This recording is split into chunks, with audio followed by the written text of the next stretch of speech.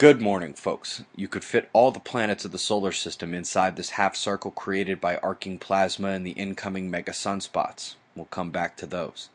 First, we're at Madagascar, watching the track of Bejisa, having pounded Reunion Island and now heading further south into the west.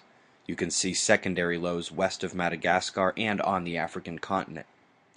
Kick it up to India and Sri Lanka, where southern residents are eyeing tropical development just offshore, with a brisk chill leading that storm. Coming up to Europe, you think my comments yesterday about yet another storm coming were off? Think again. Storm surges are not going to stop.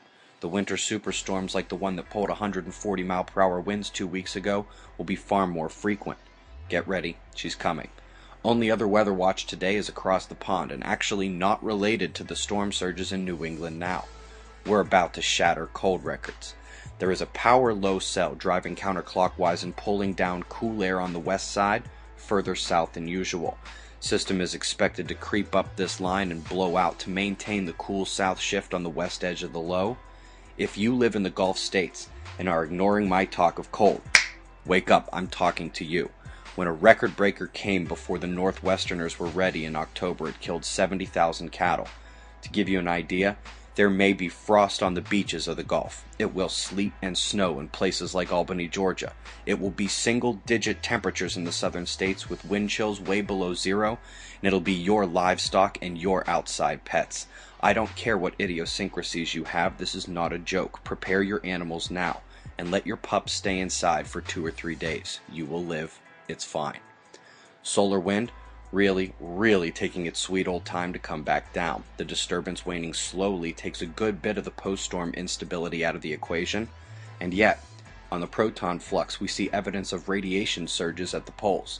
This is not due to the solar wind, but a LIMS CME that released just after we had the double M flare event last night, first one being of much longer duration, hitting M4 and popping a significant CME, as you can likely guess from the surface volatility. Looking at SOHO, revealing many missing frames, but more than enough to know it is a halo eruption. We will detect this impact at Earth, likely be a medium event only with almost no chance of satellite or grid damage. We continue to monitor the departing sunspot group for more limb flaring, as I believe that racked the protons, not the M4. But truly, we have a sunspot that is indeed now capable of an X-class solar flare. I would first like to comment that the southern regions still have the positive lead, with red negative leading up north, showing that the solar polar flip is not yet 100% complete. But more importantly, I have the 2 delta spots in the back of the beast, in the south and then the north edge about 2.5 degrees behind the lead umbra. Positive green coronal holes departing, negative red incoming. Jupiter is geocentrically opposing the Sun today, and as that ends, Mercury will conjoin Venus. The dark incoming on the top left is one big coronal hole. Got shots of our star to close. Eyes open. No fear, it's 6:35 a.m. Eastern Time, and that's the news. Be safe, everyone.